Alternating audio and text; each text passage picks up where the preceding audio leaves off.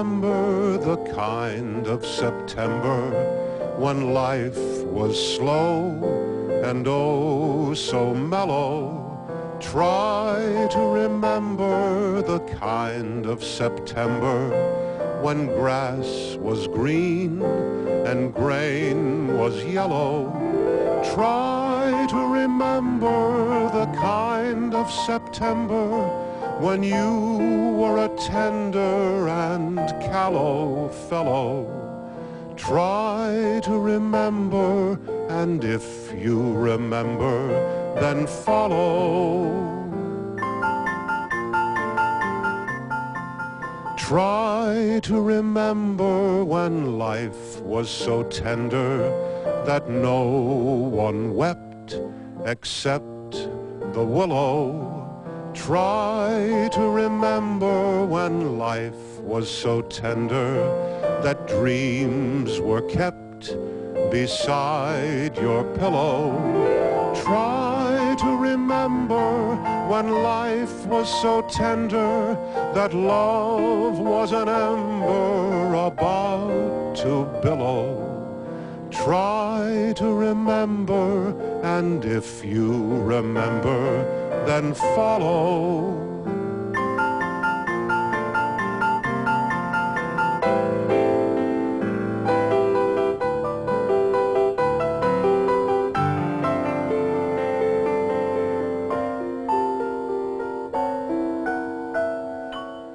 Deep in December, it's nice to remember, although you know the snow will follow.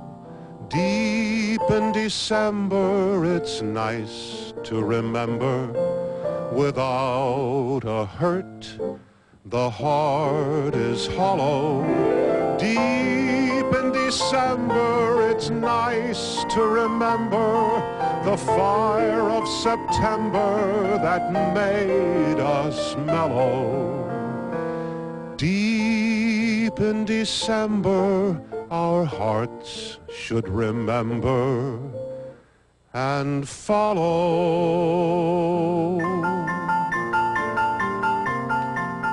Follow.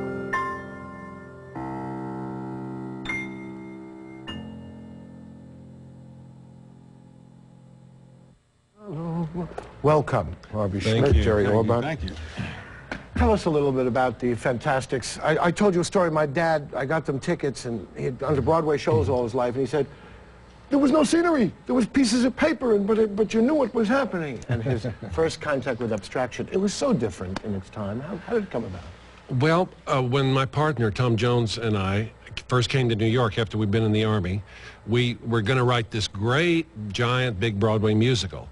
And we took this little Rostand piece called The Romancers, and we were going to turn it into this big Broadway musical. And, you know, as the play downtown now is it's two neighboring backyards. Well, at that time, in our original version, it was two neighboring ranches in the Southwest.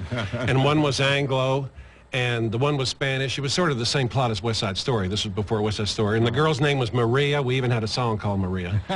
And we worked and worked on this for several years, trying to turn it into our first big Broadway musical. I even saw people on horseback, real horses on the stage of the Winter Garden Theater.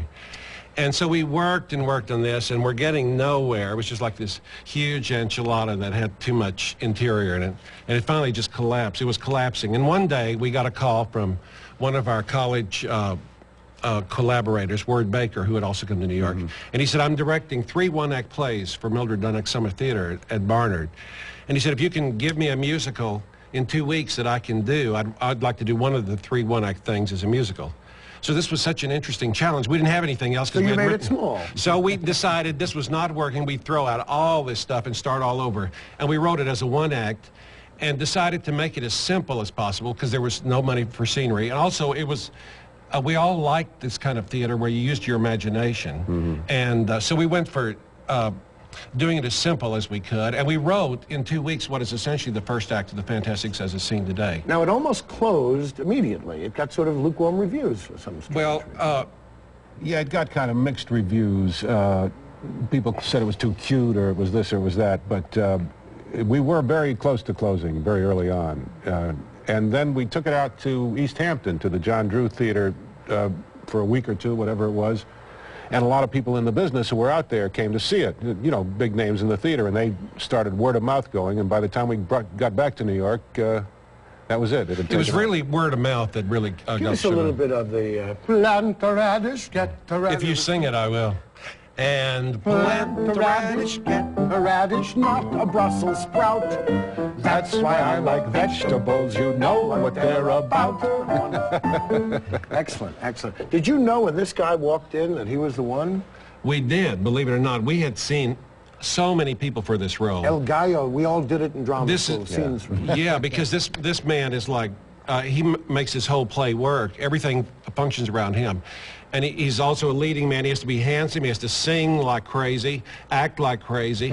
But he also has to have a sense of humor, which Jerry has in abundance. I found that there were certain parts of the Fantastics, in the rape song, for instance, that I literally couldn't get through. I would crack myself up when I heard them. You know, the Gothic rape. I play Valkyrie on a bass bassoon. I could never say that. I couldn't sing it for at least 10 days, 2 weeks without falling on the floor. You know, Jerry, you are, I wouldn't say a dying breed, but you are the consummate Broadway actor. Thank you. The live theater has been your meat. Yeah, You've done movies, a lot of movies. You're now in that animated Beauty and the Beast, play the candelabra. My biggest hit. I'm Lumiere, the candelabra. I'm going to get to sing the song on the Academy Awards and everything. Yeah. What is it so much that appeals to you about this, aside from the convenience of going over to your club and taking a steam in the afternoon, which you can't do if you're out of town? About staying in New York? Yeah. And being in the Broadway theater. There's a vitality of life here that I don't find anyplace else. And I know writers find it, like Neil Simon says he always has to come back here to get an injection of real life that you just don't get in California. That he moved to California. Harvey, people may forget, because we're the extraordinary run of Fantastics that you have collaborated on other musicals, namely 110 in the Shade. That was our first Broadway musical. And there'll be a musical revival at the City Opera. Yes, we're very excited about that. And the other one we were talking about was I Do, I Do, which was from the Four poster. Yeah, and that starred Mary Martin and Robert Preston. Give us a little noodle from it. Sometimes in the morning, when shadows are deep, I lie here beside you, just watching you sleep. And sometimes I whisper what I'm thinking of. My cup runneth over with love.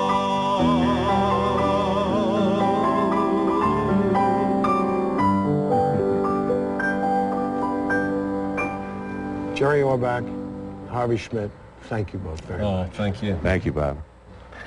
We'll be right back.